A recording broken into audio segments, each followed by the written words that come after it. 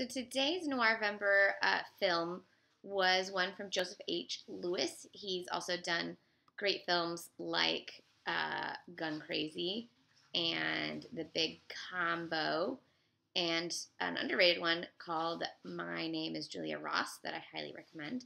This one was 1946's So Dark the Night. It does not have a cast that you will probably recognize.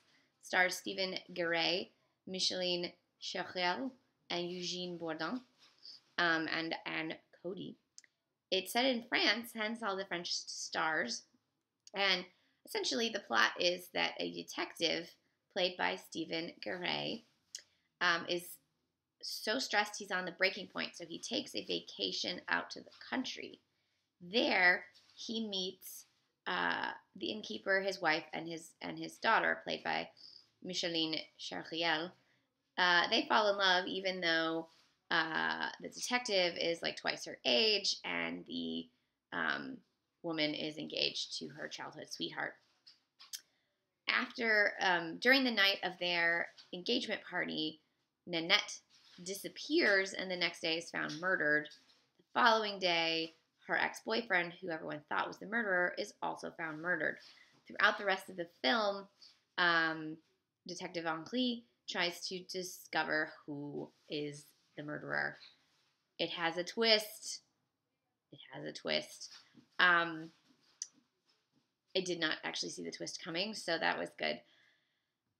This is a very sort of slow-paced noir. It's very atmospheric. It's 71 minutes long. It feels almost like a romance for a good deal of the film until it gets into like the gruesome murders, and then you're like, oh, yes, I am watching a noir. And it actually feels like several of these other sort of women in jeopardy type noirs, like My Name is Julia Ross or Jennifer or some of those others, except that the detective is sort of the romantic, confused person rather than a lonely woman. But often those films take place in, desolate inns and abandoned houses and things. So it really fits in with that sort of subgenre of film noir. This was released in 1946, and it's definitely a B noir, and it's definitely one you probably won't see on the list of like best noirs ever. But it's got an interesting story to tell. The ending is a bit dated in terms of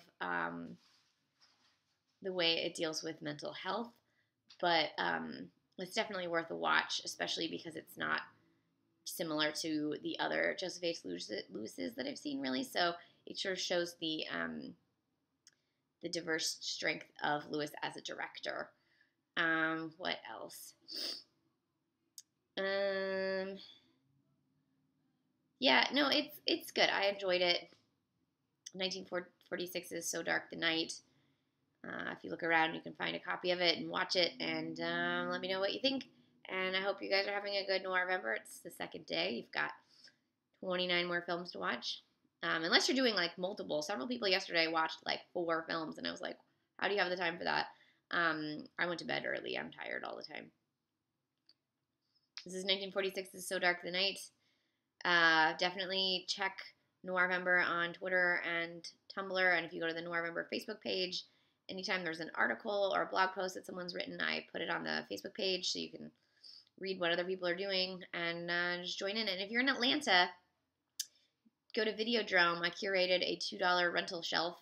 It's not all of their film noirs, not even close. It's maybe a third of their collection of film noir and neo-noir I put in the $2 shelf, hand-selected by me.